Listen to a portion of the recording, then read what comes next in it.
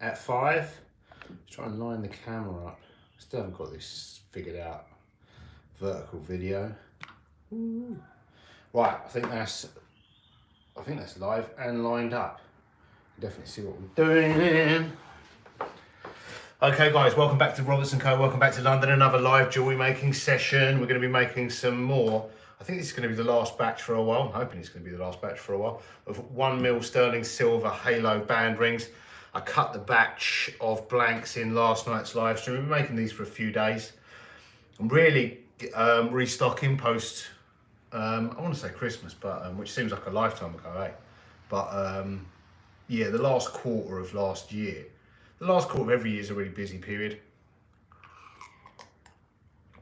for online shopping, and we sell stuff faster than we can make it. So that's what I'm saying. It seems like Christmas was a lifetime ago, but it takes this long. Like, we're still just getting restocked. We've still got a lot more to make. Like, we'll make stuff throughout the year, and then in theory, that final quarter of the year, yeah, we sell it faster than we can make it. It's the best way to explain it.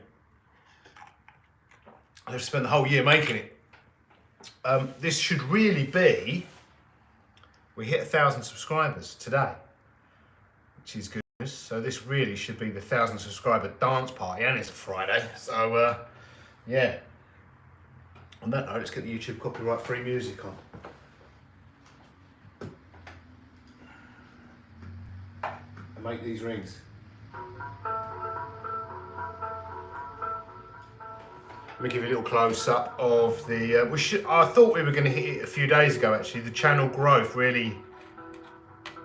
I've been doing I made a few changes that the algorithm obviously like. One of which was doing vertical lives, which I think will be a temporary thing. I want to go. I prefer to do them in horizontal landscape, and I think. I don't know. We'll see. Depends what the audience watches, doesn't it? At the minute, we're not sure what the audience watches at the minute because it's skewed, because YouTube's desperately trying to fight TikTok. So that's all that is. Might change, but anyway, it really helped get our videos out there. So there's our blanks we cut yesterday. Hopefully these are a size W. I've been trying to make W's for 2 days. And made V's one day and a U the other day. So yeah, hopefully we'll get the, hopefully we'll actually make some W's tonight. If we don't, there'll be another live stream making 1mm halo round rings. What I'm going to do, round these off on a triplet, we'll solder them together, then they've got to go in the pickle to clean. While they're cleaning, I really need to tidy the bench up a bit as well. So I've got these offcuts. I don't know what these were. One I've partially gold plated as well. I don't know what that was about. But these can become, that'll burn off when I solder it. These will become 1mm halos. No idea what size they are. They're basically the offcuts of when I got to the end of a wire. I'm guessing that's what, when you get to the end of the reel, I'll end up with a bit. And for some reason, I've put it to one side. Deal with that later, and later's comes. Right, let's round these off and solder them together. But yeah, 1,000 subscribers. Shout out to the 1,000 subscribers. It is a milestone. It's not a huge milestone in the grand scheme of things, but it actually is. It's, as far as official YouTube benefits go, it's the milestone. It's the final it's the final hurdle. That is really based on watch hours. There's a number of metrics, but 1,000 subscribers makes you puts you in, gives you there's no benefits after that officially. I'm pretty confident unofficially there are, in many different ways, but officially in terms of creator benefits, once you get to a certain amount of watch hours and 1,000 subscribers, everything's unlocked to you. All features are unlocked, including monetization and shopping and what have you. There's other metrics that are involved, but as far as subscriber count goes, that's their barrier to entry for all features. So it is a major milestone for any YouTube channel, beyond that, it's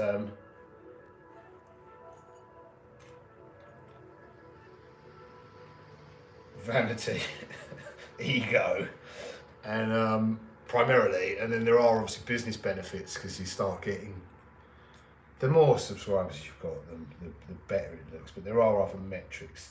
The better it looks for brand partnerships and what have you.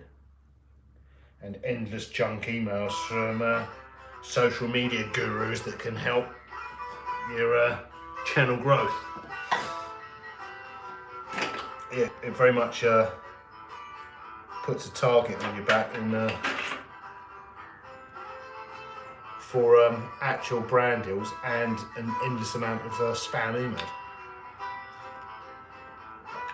which we're already getting. Oh, and hate. The bigger you get, the more negativity you get.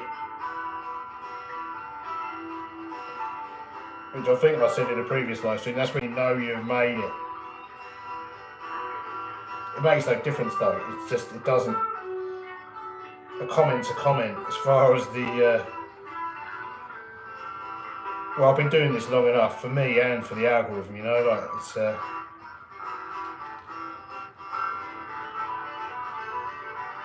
you know what's worse than a negative comment? Indifference.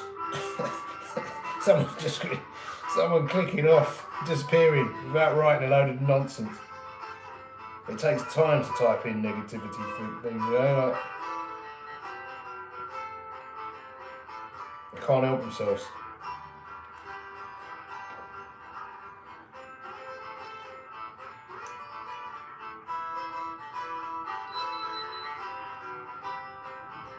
That's why everyone does clickbaity titles and there's fire in the thumbnails to get people right, to get people going, you know?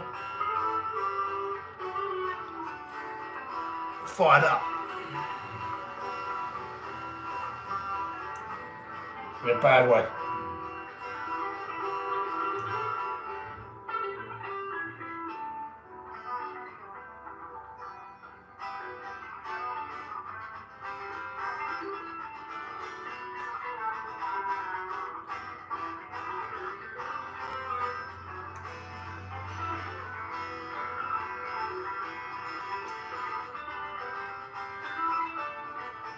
The only comments I personally reply to are the ones when people genuinely have a question and want help and they're sort of pleasant.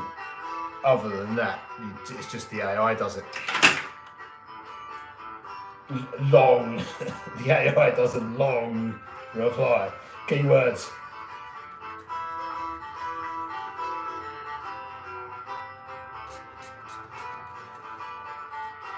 Personalised, but also you know, addressing their complaint, but also hitting as many keywords for that video as possible.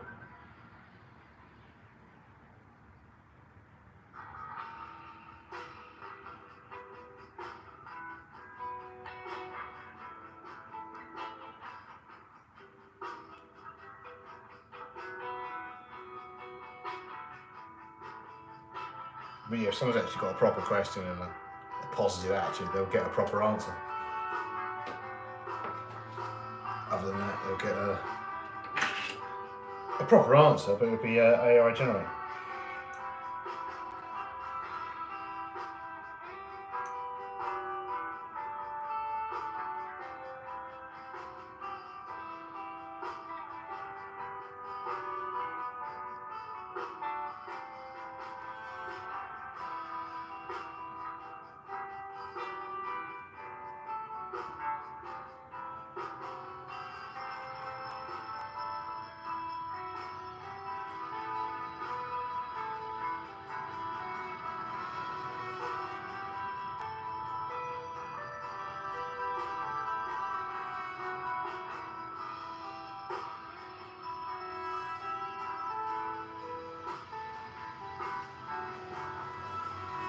The adverts will kick in a few weeks, but what I've noticed actually, they were going crazy with adverts for a while. Like there were loads of ad breaks, but I think now they've actually run out. Like they haven't actually got the ad spend like they haven't actually got. You may have noticed that too at the moment yourself, which is why Google's alphabet, whatever it is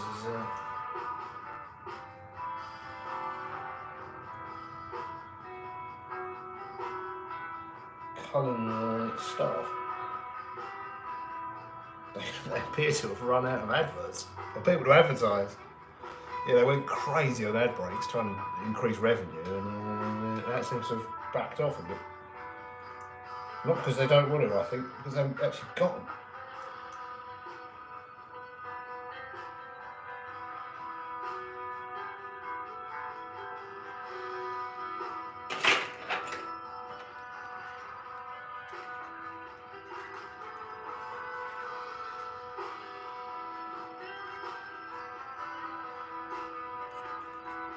Because it's not just like, they're not just random, are they? They're very targeted specifically to your account. So I don't know, it depends what you're looking at. If you're looking at something they have got a lot of, more general, you know, maybe just generally clothes or footwear or something like that, you might still be getting a lot. But if you've got a very niche search history like mine,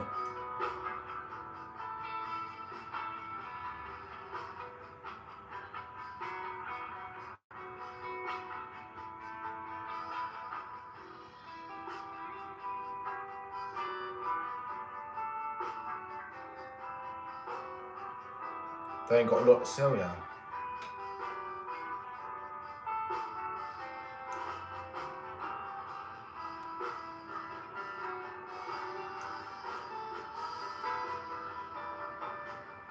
But yeah, we've hit the milestone of subscribers, but the watch hours in the watch time is in hours and it's annualised, so that will take a few more weeks for that to update.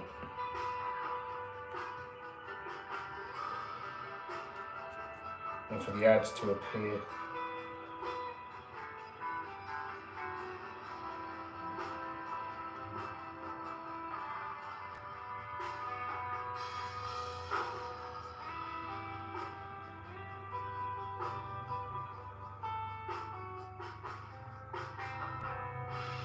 And for the YouTube dollars to materialise. Although they're about 50p at the moment. On our other channels, there is no YouTube dollars out there. Times are tough.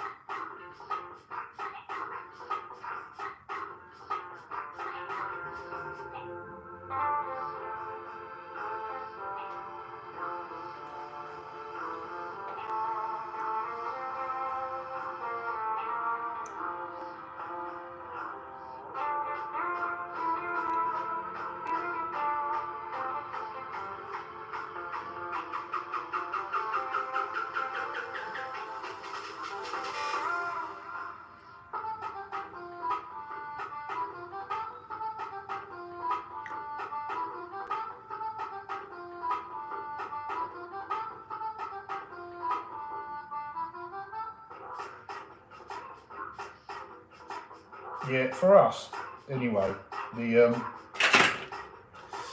direct income is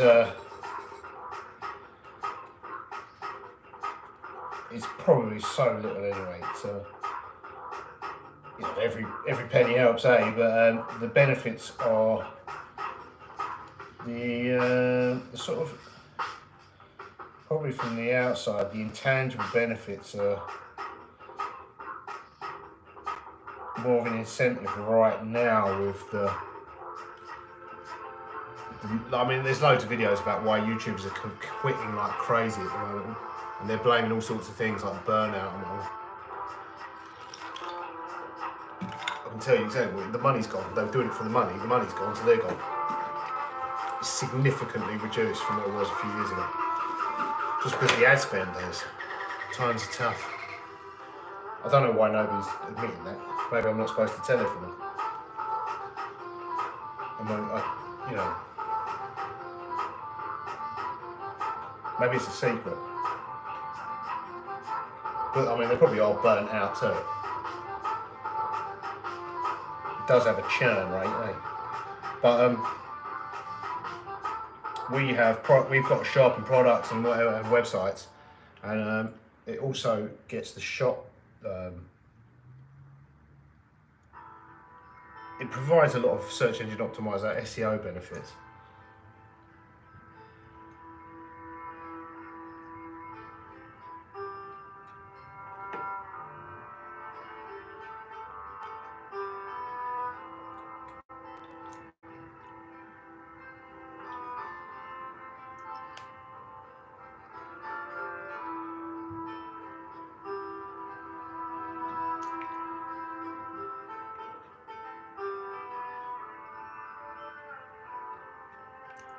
It is, in effect, marketing and advertising all rolled into one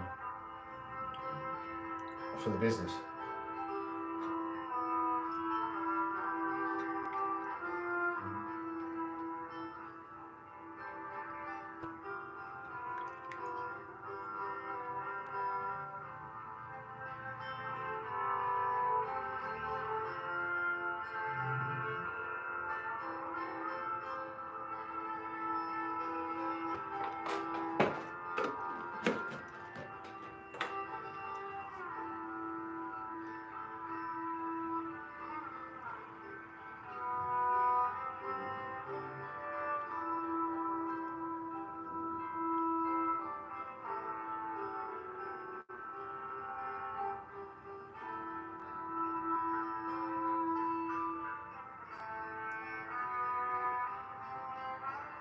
But obviously, it's a really weird, compared to traditional advertising and marketing, the way the internet has evolved into, it's really, compared to how it would have been done before the internet, it's almost counterintuitive. If you went to a market meeting in the 90s and told them what you were going to do,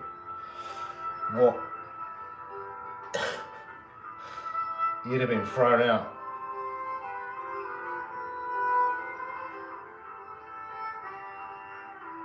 To be honest with you, you'd be thrown out now.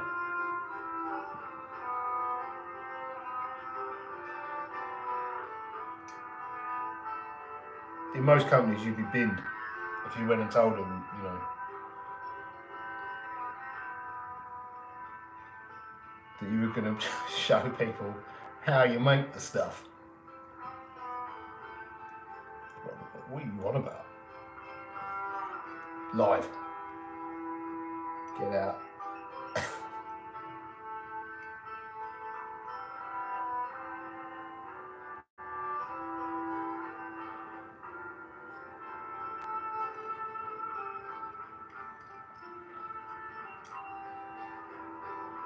They'd be like, how much is that going to cost? Like, no, they're going to pay us. They'd be like, yeah, right, you've lost your mind. Off you go.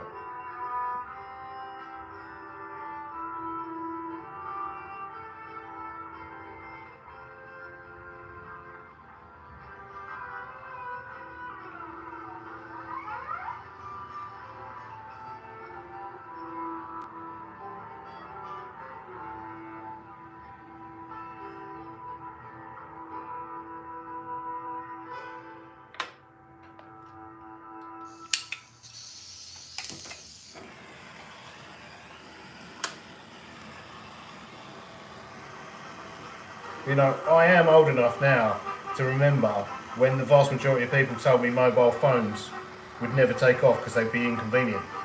And then everyone told me that, you know, whatever industry they were in, we had a conversation, they were saying, well, yeah, people will buy books on the internet, but they won't buy, you know, X, Y, Z, whatever it was they were doing. Yeah, they'll buy books, but they're not going to buy this that I do, right? Especially, everyone told me no one was ever going to buy jewellery online. In fact, back when I started, everyone was telling me no one would ever put their credit card details online.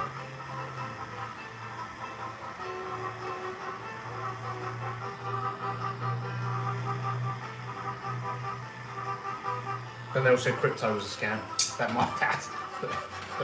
I'll give them that. You know, it's early days, man. It's early days.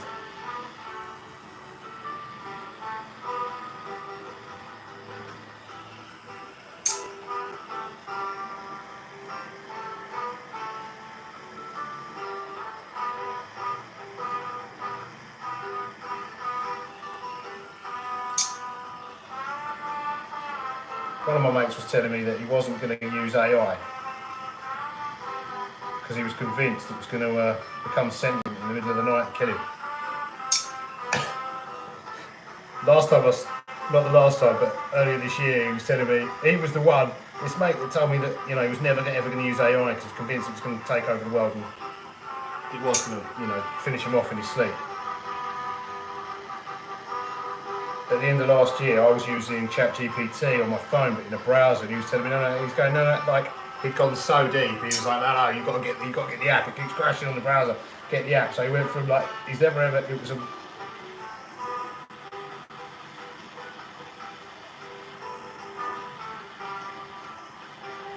never going to use it to tell me all about it.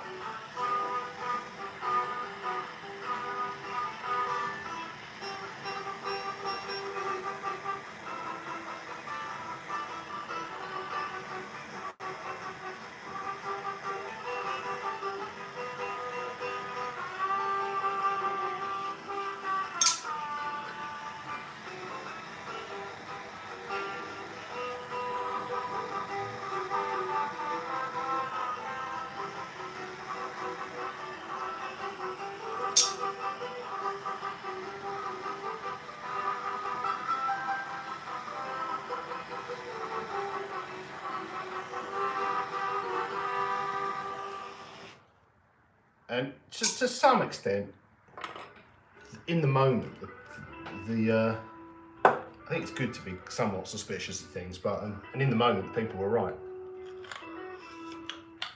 To some extent, right, while they're pickling, let's make these. I don't know what these are. I'll give you a little close up of these. To some extent, they were right. Unless it's nobody's, you know, the mobile phone or whatever. Well, if you would, you know, if you're the first person with a mobile phone, it was. Didn't have a lot of people called, did it? And they didn't do a lot. And even today, the industry just made phone calls, but they soon took off. But the people telling me people would not buy anything online at the time, not whenever, the early noughties, were kind of right at the time. Because shops were king back then, people weren't buying that much on. I don't know when it flipped over to most stuff being bought online, you know. But they were right in the moment. But they weren't, you know, they weren't saying, oh yeah, give it time. They were saying no, never. So they weren't right, and they, you know, they were wrong. But they could have been, you know, just been short-sighted and saying, well, maybe give it time. But you know, that's not what they were saying.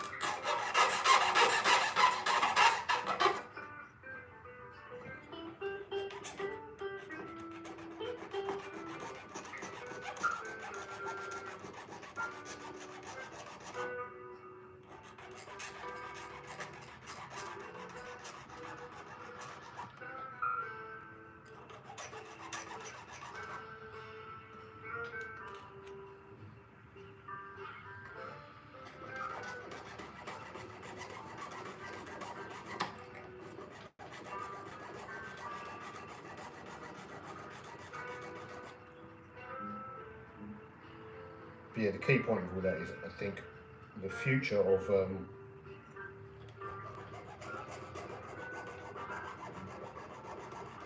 sales and marketing and advertising is going to involve stuff like this.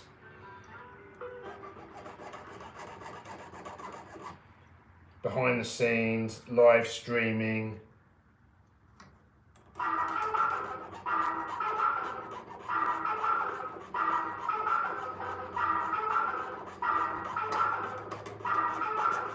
Probably slightly more polished than this.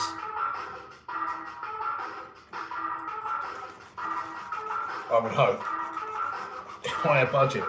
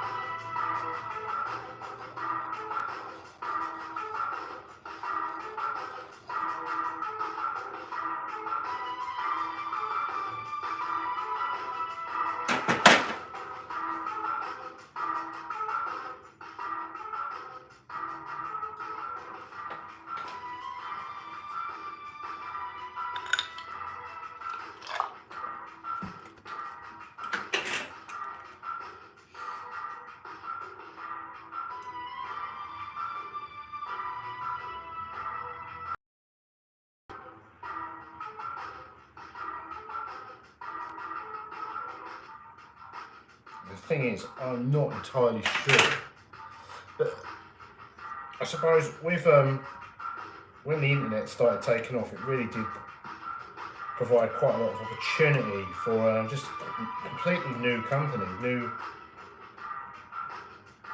startups, because the actual bricks and mortar retailers had a real advantage at the time, which they squandered because they didn't believe in it. There was a few that did, a few capitalised on it. They had a real head start. If they'd have gone online, they could have conquered it. But they didn't.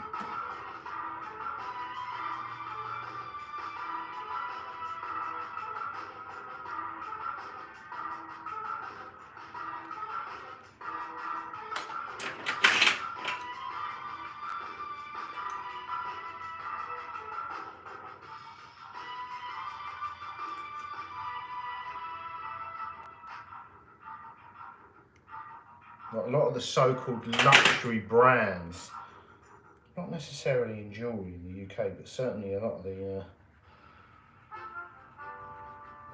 mass-produced so-called luxury stuff, bags and accessories and the clothing. I don't think they can show you how it's made.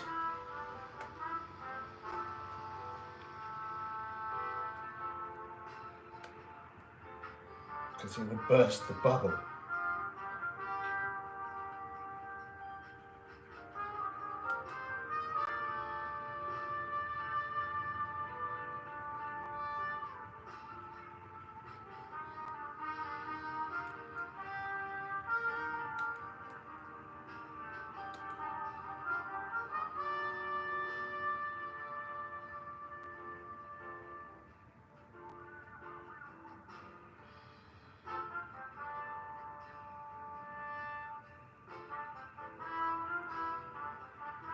Yeah, I think there are some sort of small, I've seen a few like small leather goods businesses that literally, their entire business is sort of spun out of making their leather goods on YouTube. And I think that provides a lot of the leads. People go there to see how it's made, and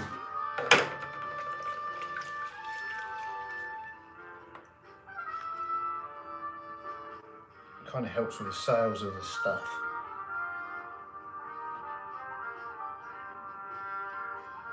It must be the same. I'm guessing there are jewellers as well doing it.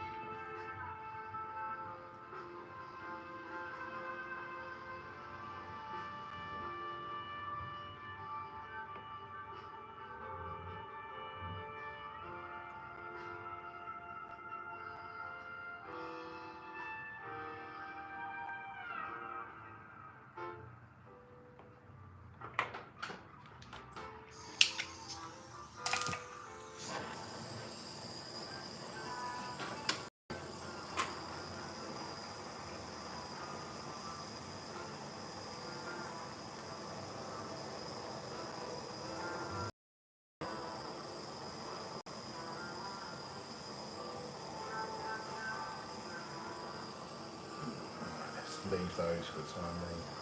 I want to mix up the others because I don't really know what size these are.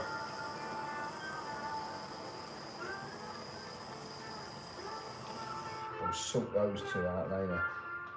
Let's get the hopefully the size W's out.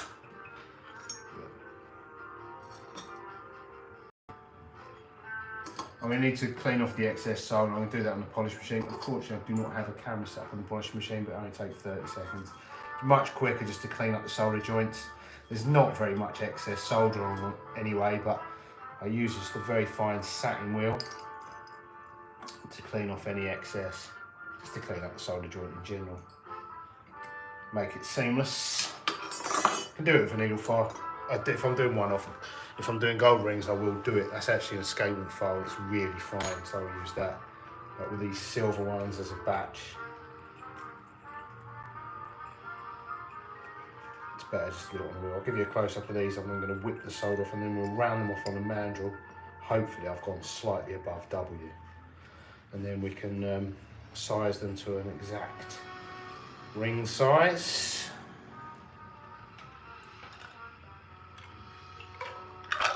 And then we're done. So boom, there we go. There's our blanks. As you can see, minimal excess solder. The flux is cleaned off mostly. So yeah, I'm just going to buff those quickly, and then I'll be back in 30 seconds. Talk amongst yourselves, and then I'll give you a close up of the clean joints.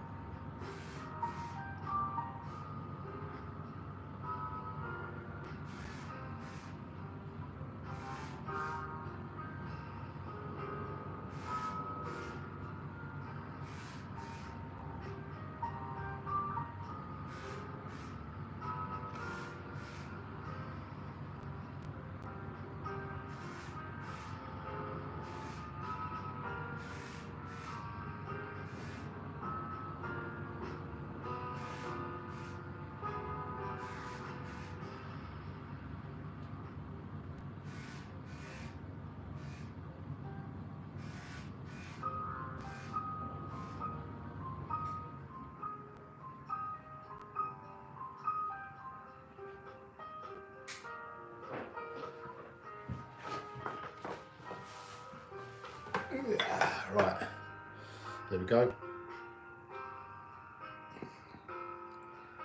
Clean solder joints, let's round these off and hope we've got a size W. But yeah, now we've got to 1,000 subscribers. Actually, The account for our shop link was the target in subscribers was actually only 500. But the 1000 is when monetization adverts kick in. But with the 500 tier, I don't know if I mentioned, you need watch hours and it's annualized. You need a certain amount of, I think it's, I can't remember what it's 3,000, 4,000. We're pretty close, we're a few weeks away because I only started the channel again at the end of last year, so it'll take a few weeks to kick in because it's over the course of a year.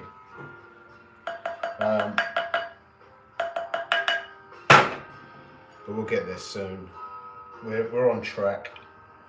But it's the shop link will help quite a lot because it will not necessarily, I don't know if it works on the lives or not because we haven't got it turned on yet, but certainly on the long form videos, a video like this where we're making these rings will then link directly to the products, and obviously the shop already links back anyway. So we will have the production videos of a product and then it will link backward and forward, so people will be able to come to YouTube and watch an item being made and then go directly to the product for sale and vice versa.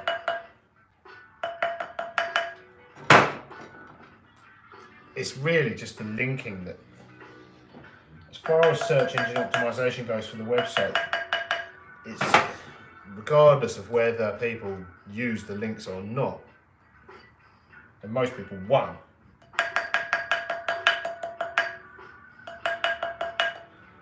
But for the few that do, the link in itself helps, will help with our website's ranking online. Organic ranking, as opposed to having to pay your way to the top. But there again, we're paying with time because I've got to sit and do this. Nothing's free. But yeah, I suppose this way is more sweat equity than just throwing money at the ring stick.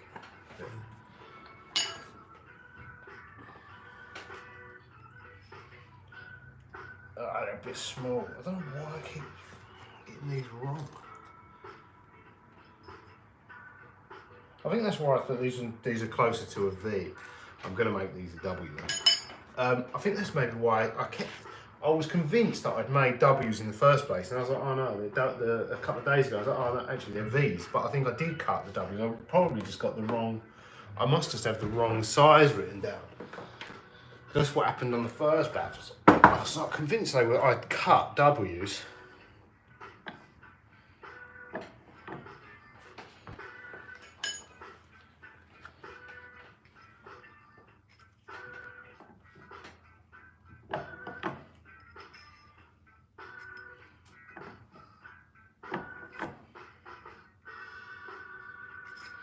Take them slightly over a W.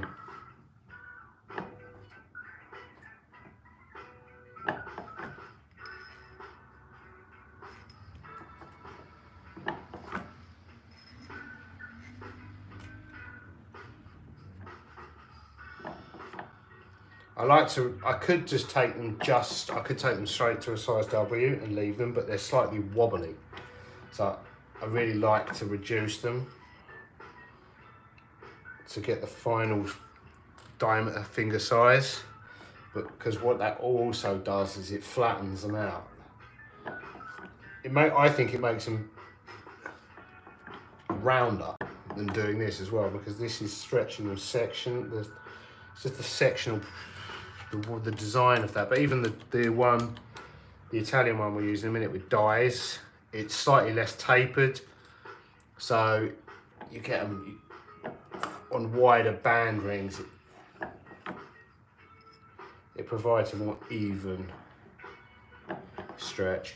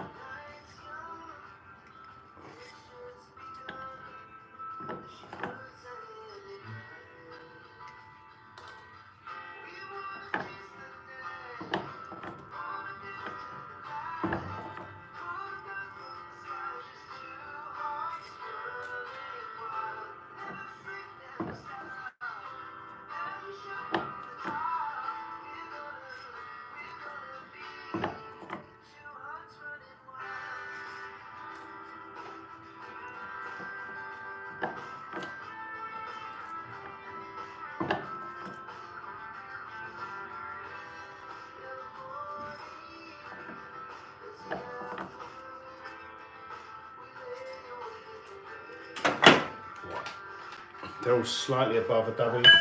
Let me show you what I mean, but they're slightly wonky. Well, they will be.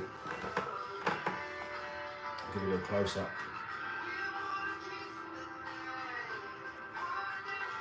Just line it up so you can see they're not. That is running. Just sort of line that up better, but they're not perfectly flat. So that's why I take them slightly above. So we're compressing back down to W, it will make them perfectly flat.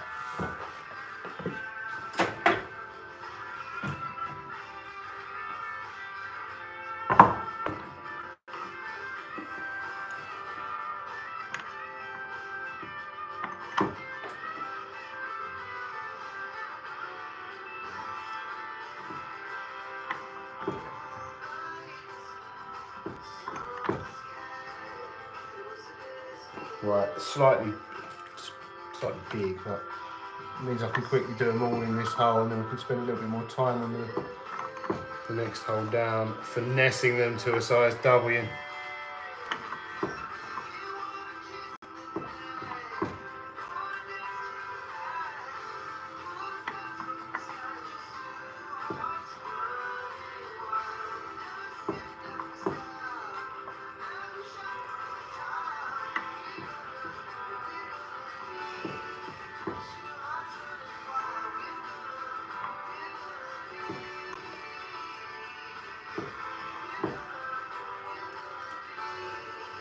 This process also works hardens the silver.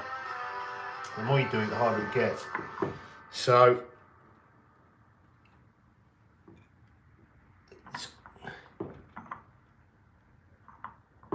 these really need hardening as much as possible. There is a fine line. If you keep going, you'll crack them. But because these are so dainty, being 1 mil thick or 1 mil thin, depending on how you view that.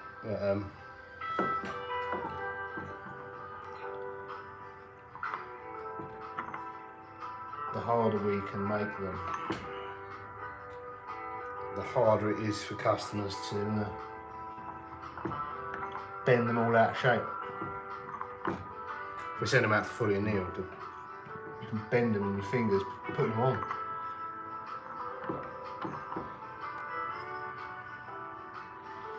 Right, it's slightly over a W.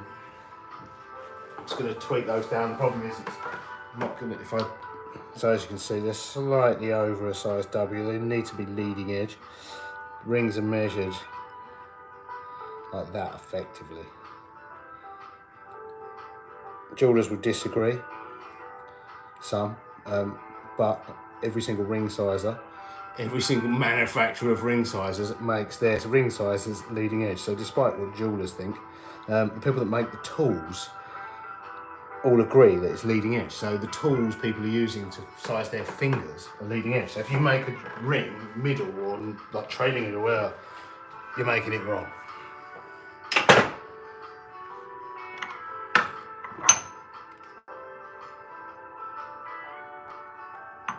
And there's many that do, but they get away with it because there's so little difference in the sizes.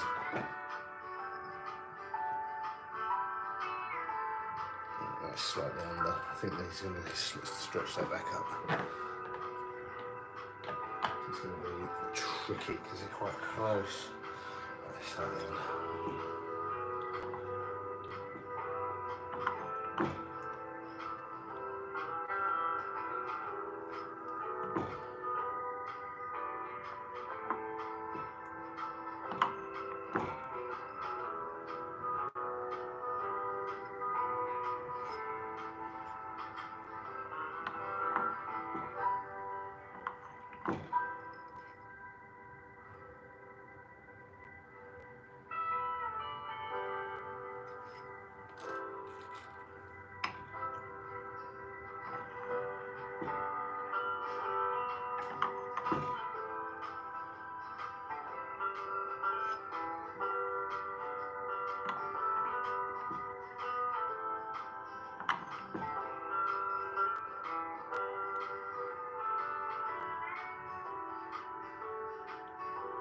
Yeah, I should probably make a video about that actually. About how to size rings, because there's loads of people. There's a lot of ring sizing gear for sale on online, and people buying it, but none of it comes with instructions.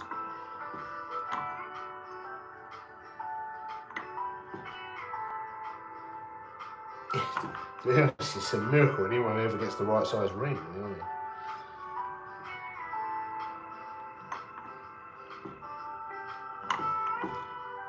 I don't think they actually do.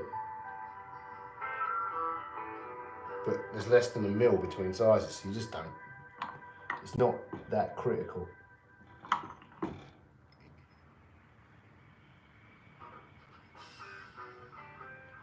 Right, in a retail jeweller's, you can give someone 3 consecutive finger sizes of ring, and they can't make up their minds.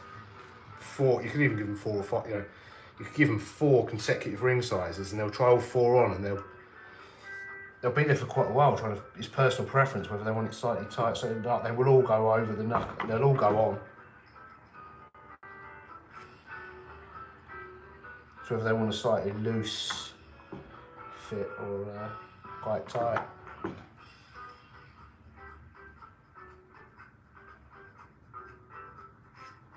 Fingers change size as well throughout the day. That's another reason it's an absolute miracle when anyone gets the right size ring. Unlike other parts of your body, your fingers do change a lot. When it gets cold, you shrink, fingers shrink.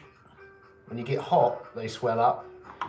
Certain foods as well, if you eat a lot of salt, I can't remember if salt makes your fingers swell up or shrink.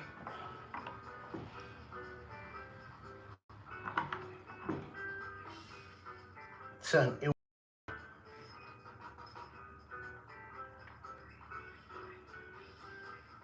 obviously, if you get fat or lose weight, your fingers get thinner as well.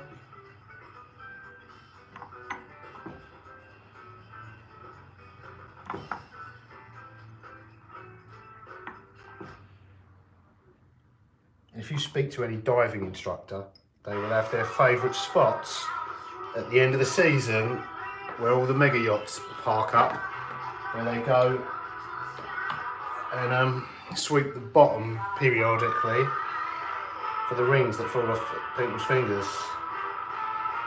And you know, the sunglasses and phones and all that, they drop overboard. But when you jump in off your mega yacht, because your fingers shrink, the rings fall off.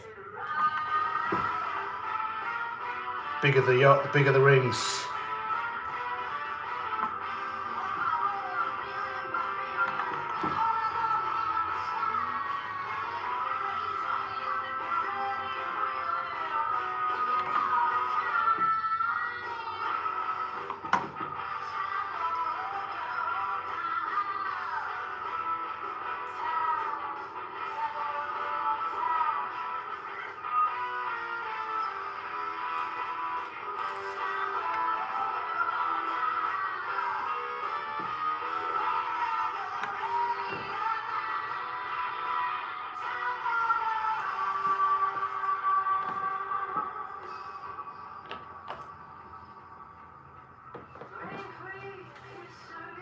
The pressure on aeroplanes does it something to them as well.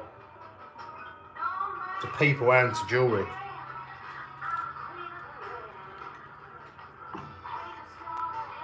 I can't remember if it makes your fingers bigger or smaller. But certainly it can really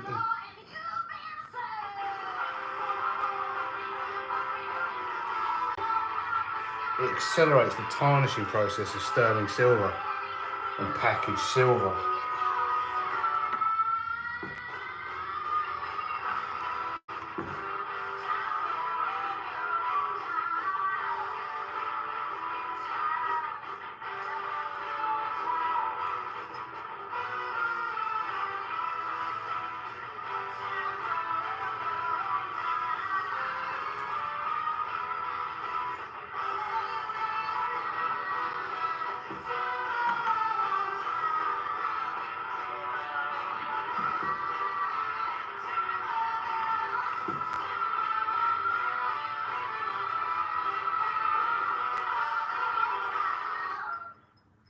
I mean, it's a natural process, but it just accelerates it.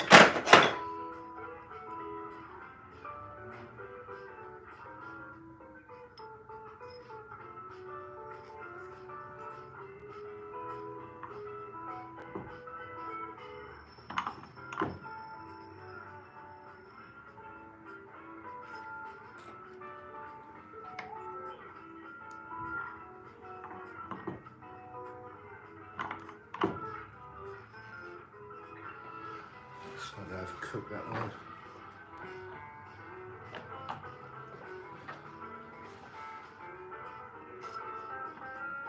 Hopefully this is the last batch for a while. I don't think I need any other size. I don't desperately need any other sizes. So we can get cracking on some other projects, of which I've got loads. I need to make some actual wedding bands, 2mm and 3mm. Then I'll need some silver ones and some 18-carat yellow ones. I know that's, the wire's been behind me since before Christmas. Can't even remember how far we've got with those.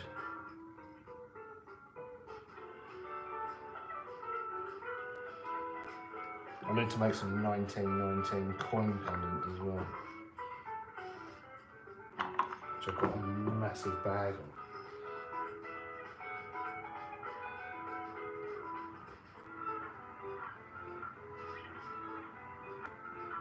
Right, there we go, there is our batch. I'll give you a close up of this one with a ring stick, but there's our batch of size W 1mm sterling silver halos.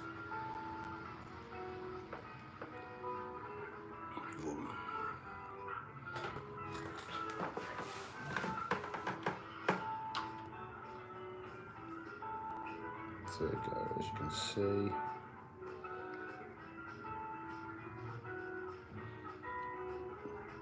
W, and so that one's a little bit wobbly. I might go back on that one. It needs a little bit more compressive, but that's it for tonight's live stream. See you in the next one. Something new in the next one. Toodles.